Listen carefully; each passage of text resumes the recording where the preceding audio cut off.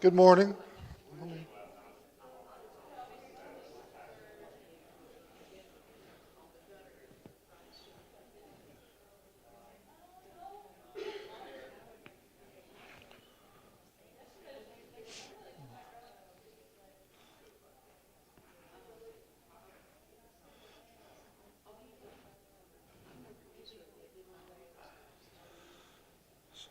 So last week we looked at the different kinds of fulfillment of prophecy, especially we found that in Matthew chapter 2 we could see 4 different kinds of fulfillment cited by Matthew, and we concluded that direct fulfillment is the easiest to understand, and there's enough of that to where we're going to focus on that in the rest of this course. Typological fulfillment is interesting. Dual fulfillment is, in some rare cases, valuable, but mostly direct fulfillment is what we're going to be looking at.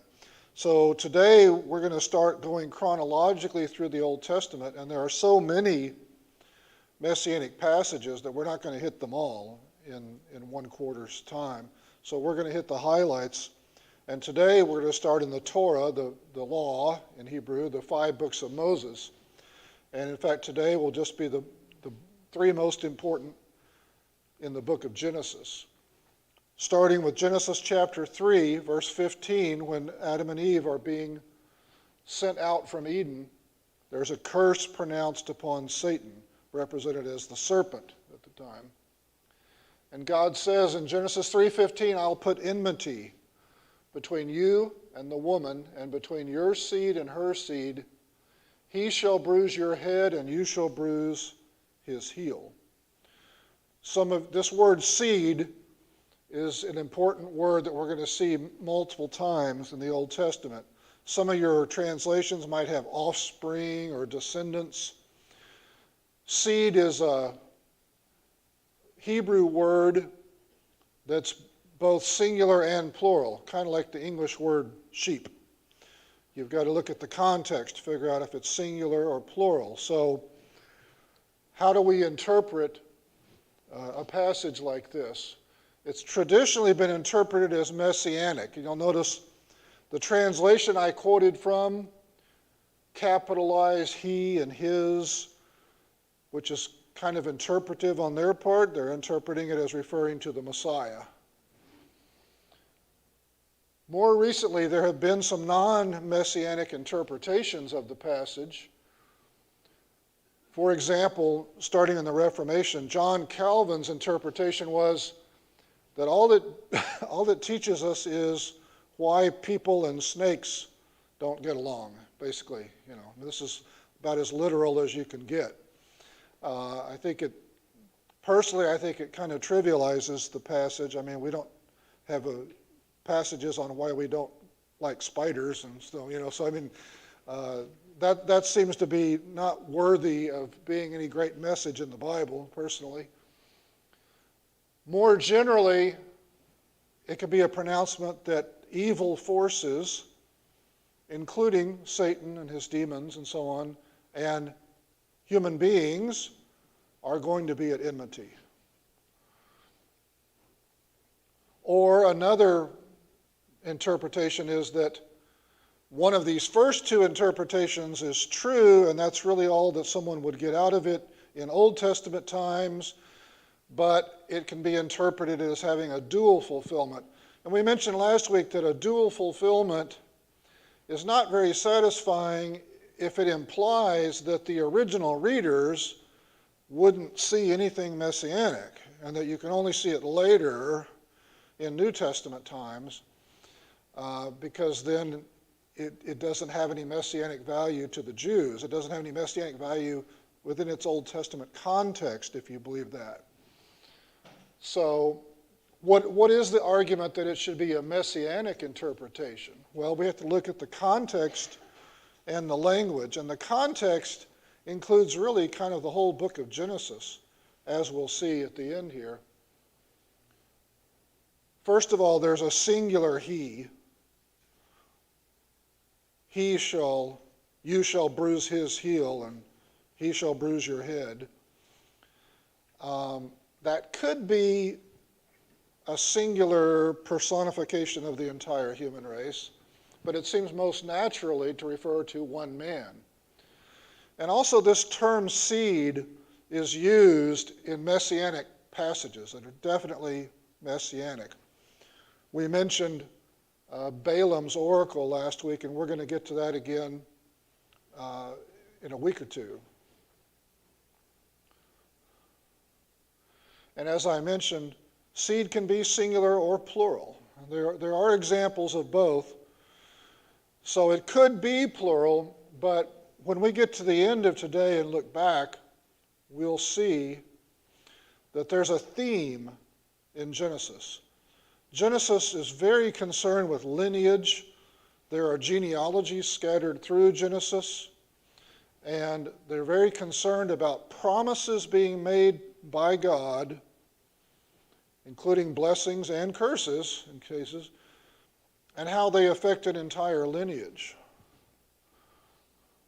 So we'll take an example here, the promise to Abraham.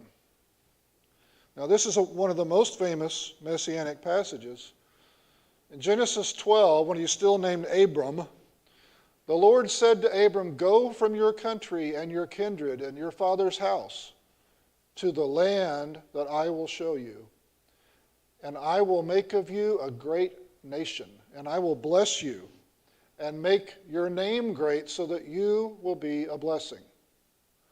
I will bless those who bless you, and he who dishonors you I will curse. And in you all the families of the earth will be blessed." Now that last part about all the families of the earth being blessed through Abraham is very important messianically, because many times the Jews kept seeing themselves as the only ones God cared about. They were the chosen ones, and they were the chosen nation. But from the very beginning, God talked about how somehow the Messiah was going to bring blessings to all nations. Somehow the descendants of Abraham weren't going to just benefit because they were the descendants of Abraham, and then other people are irrelevant. Somehow through the descendants of Abraham is going to come a blessing to all nations. And all nations being blessed is a theme that keeps coming up in other messianic passages. And that's kind of interesting when you think about New Testament times. We have this problem of whether the Jews were properly ready for the Messiah. What were the Jews in the time of Jesus looking for?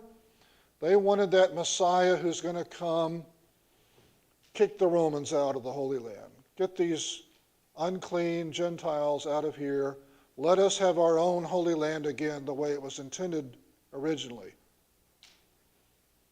I think probably the furthest thing from their mind was, I wonder how the Messiah could be a blessing to these Romans, too, But that's a clear messianic message throughout the Old Testament. It's not one they wanted to think about in the first century, but it's there over and over. Now, after Abraham showed he was willing to offer up Isaac as a sacrifice, God basically repeats this promise.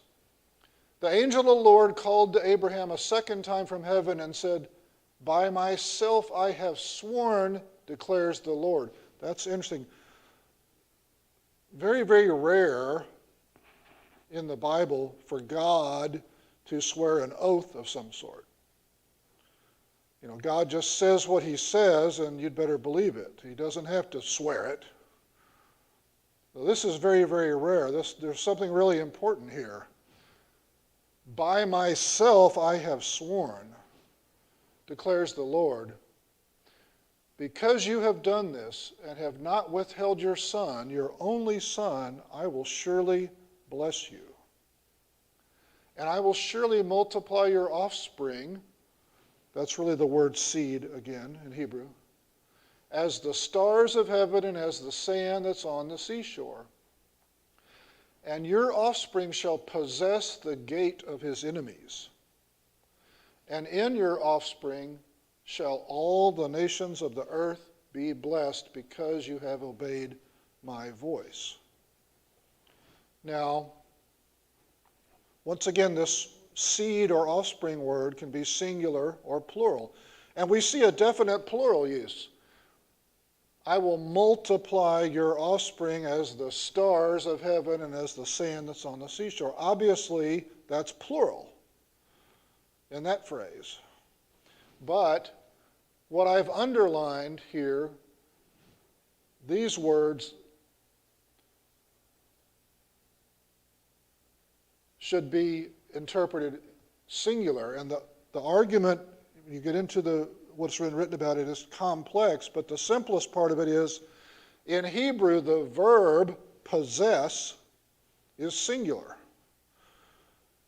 So your offspring shall possess, and that's a singular verb in Hebrew, so it needs to have a singular noun, offspring, to match it. Possess the gate of his enemies, and his is a singular pronoun in Hebrew.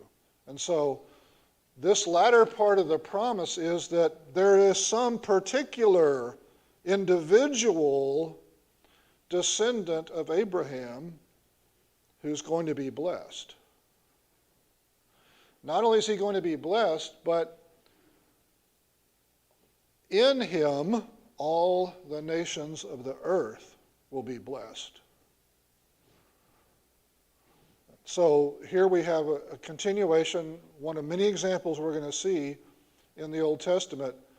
The Messiah is going to come to the chosen people, but somehow all the nations of the earth are going to be blessed through him.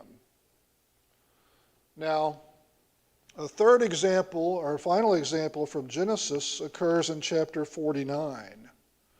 Jacob is on his deathbed, and he's handing out blessings to his sons. Actually, not all of them are real blessings. Some of them are like kind of being blessed with the back of someone's hand. They start out as rebukes. He goes through in order from oldest son to youngest son. Judah is only the fourth oldest.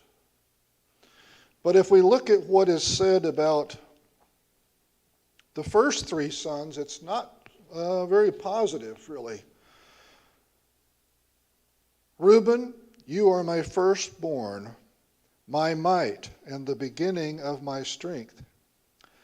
The excellence of dignity and the excellency of power, so good so far. Unstable as water, you shall not excel. Because you went up to your father's bed, and then you defiled it. He went up to my bed. That's a reference to Reuben sleeping with a concubine of Jacob's earlier in Genesis. Then he gets to the next two. Simeon and Levi are brothers. Instruments of cruelty are in their dwelling place. Referring to an act of revenge previously. Let not my soul enter their council. Let not my honor be united to their assembly.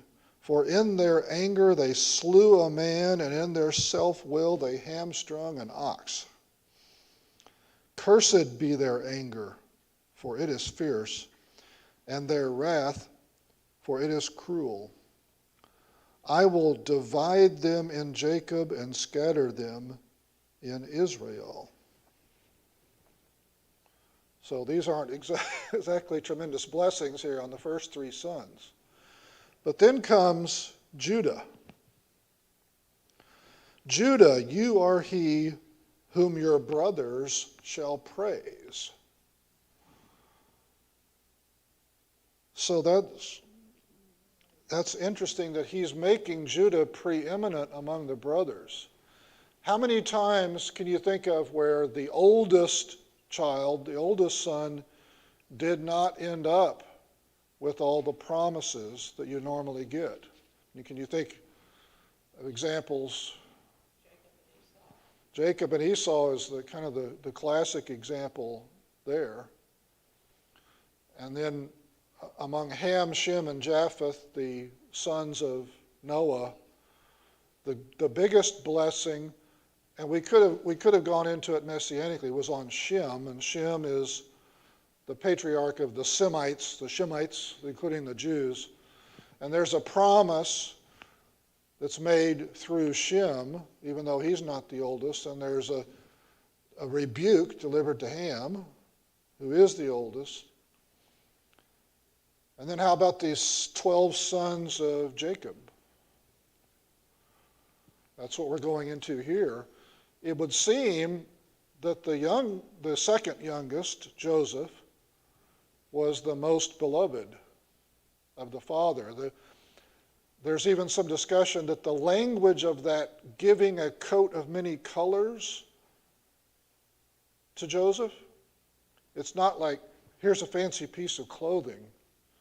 It's more like, when you cloak a king, or when you give somebody a uniform or a clothing that signifies their authority. It's kind of like their father, Jacob, made Joseph above the others. So the resentment from the other brothers wasn't just, hey, he got the fancy piece of clothing, Dad seems to be favoring him.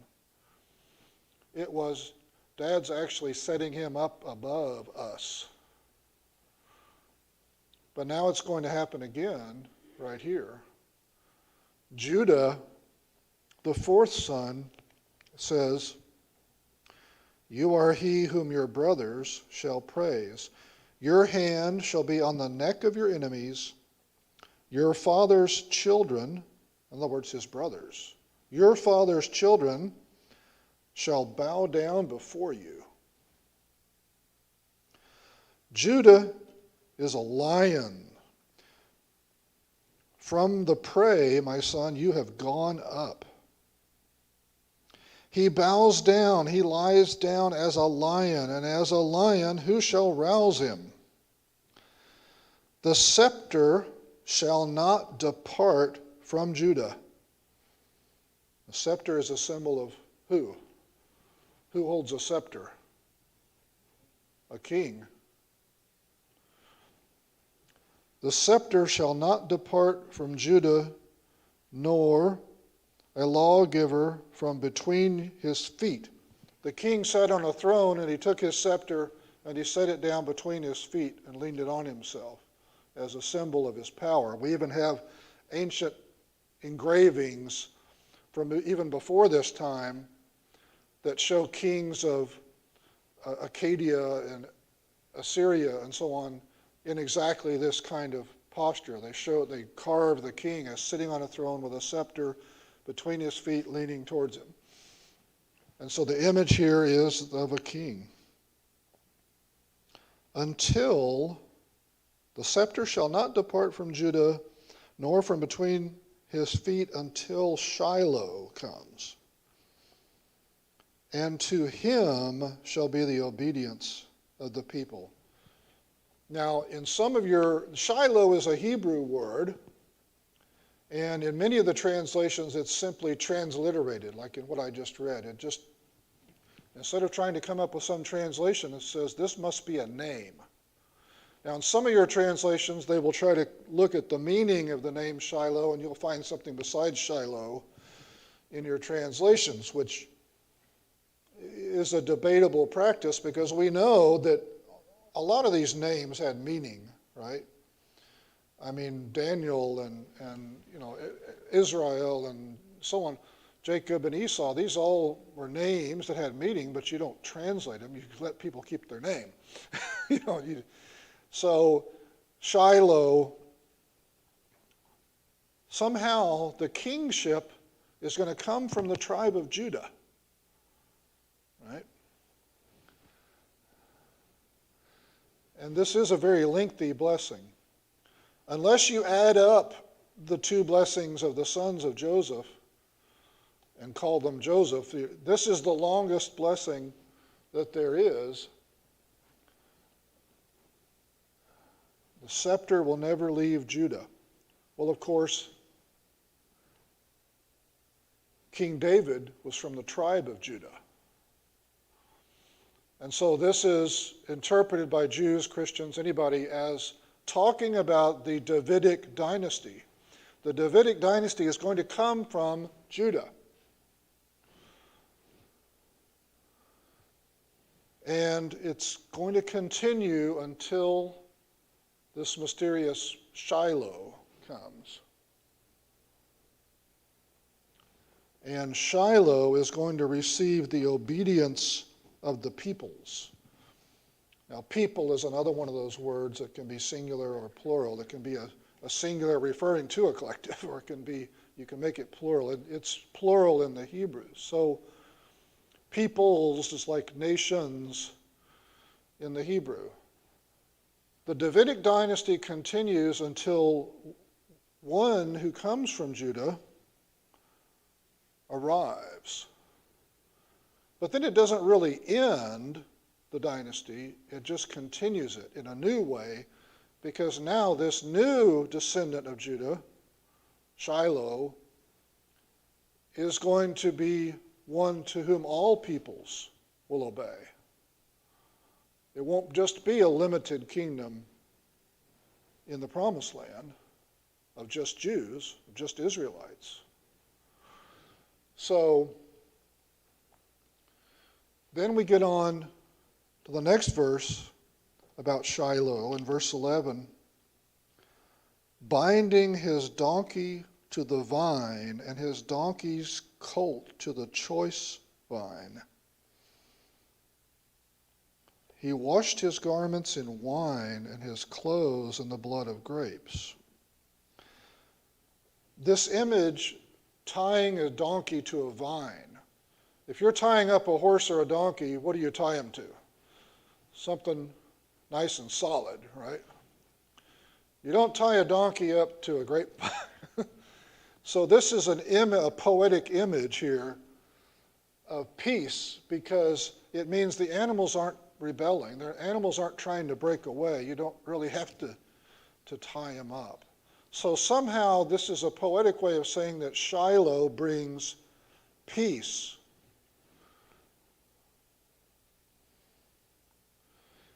And we noticed earlier that the lion, Judah is called a lion. This whole blessing is sometimes referred to as the Lion of Judah passage. And we saw last week, and we'll see again, in the Messianic prophecy of Balaam in the book of Numbers, that Israel is referred to as a lion and lioness. But then in the next oracle, Balaam, the Messiah is referred to as a lion, which connects it back to this blessing of Judah here. So, how has this passage been interpreted? Well, it's kind of rare to get unanimous agreement on interpretations of Messianic prophecies, especially because after the advent of Christianity, the Jews saw Christian interpretations of Messianic passages and they didn't like it. And in many cases, they actually changed their interpretation from that's a Messianic passage to that's not a Messianic passage, when they saw that Christians were using it and were converting Jews with it. But this is one where you have unanimous interpretation. Even the old translations into Greek and Aramaic and languages often got a little bit paraphrasy here and made it even more messianic than the original Hebrew was. I mean, everybody's interpretation. There's a fragment in the Dead Sea Scrolls of commentary on this. That's a messianic commentary on the passage. And even after the advent of Christianity, Jewish scholars up through medieval times, modern times said, yes, this Lion of Judah passage is definitely a messianic passage. That doesn't mean they agree that Jesus is the Messiah, but everyone agrees that this was a messianic passage. So we see, going back to our original Genesis 3:15, shall we interpret seed as plural or singular? Was that a Messianic prophecy? The more we look, the more we see in the Old Testament, particularly in Genesis and the other books of Moses, there's this theme of a promise being made to the descendants of someone, to their seed. There's a very important lineage being traced. You look at the genealogies and the stories, and some people are listed in a genealogy, and that's the end of it. That's kind of like the dead end on the family tree. That's not the important part. There's a definite focus in Genesis on tracing certain lineages. We start out with Adam and Eve. There are promises made to them. But are they to every descendant of Adam and Eve? The language becomes clear that Cain and his descendants were excluded from the blessings, and that when Seth was born, after Abel had been killed, when Seth was born, the language was that he was a replacement child, but not just for the purposes of his parents, for the purposes of receiving the blessing that would have gone through Abel. Then we have a renewal of promises through Noah. But was it to everyone in the future who's descended from Noah? That'd be everybody, just like everybody descended from Adam. It wouldn't be a particular blessing. Actually, in the blessing of Shem, it's narrowed down. There's a he, referring to either God or the Messiah, shall dwell in the tents of Shem. So the descendants of Shem have a special blessing. And that includes, of course, the Jews. Because descended from Shem is Abraham. And we read blessings of Abraham that included Messianic blessings. But is that to all the descendants of Abraham? How about the descendants through Ishmael? Well, that blessing was not passed along through that lineage. Only through Isaac. But was it all the descendants of Isaac? No, there's Jacob and there's Esau. And the blessings only go through Jacob. And then from Jacob we see special blessings on Judah and Joseph. He's got 12 sons. So the blessings keep narrowing down all as time goes on. And we get to the end now of Genesis. Jacob's on his deathbed. He dies. And the Jews are in Egypt, which is going to begin now the next chapter of Jewish history. But we've narrowed down now to something special about Joseph that we've already seen, because we've already gone through the stories in Genesis by this point of Joseph and his brothers in Egypt. But there's something special about Judah. There's someone who's going to come from the line of Judah who's going to be a blessing to all nations. And so it's narrowed down even further. And as we go on, of course, it's going to narrow down even further than Judah. It's not all the descendants of Judah, is it? Because eventually descended from Judah is going to be who? David. Well, it's going to be a descendant of David now. We're going to narrow down again. The Messianic promise, there can only be one Messiah eventually, and so you can't be through everybody. And so this seed as an individual, not as a plural, but this seed as an individual is something that's repeated over and over in the Old Testament, especially through the book of Genesis. There's a lineage being preserved by God through time that leads to the Messiah. And that's actually a big part of the Old Testament, is showing God preserving his people in general, but also his particular lineage that leads to the Messiah. So that's why we have a couple of genealogies of Jesus in the New Testament, to show he's descended from David and Judah and Abraham, depending on how far back the genealogy traces, to prove that he is eligible to receive the promises. So we'll move on from Genesis next week.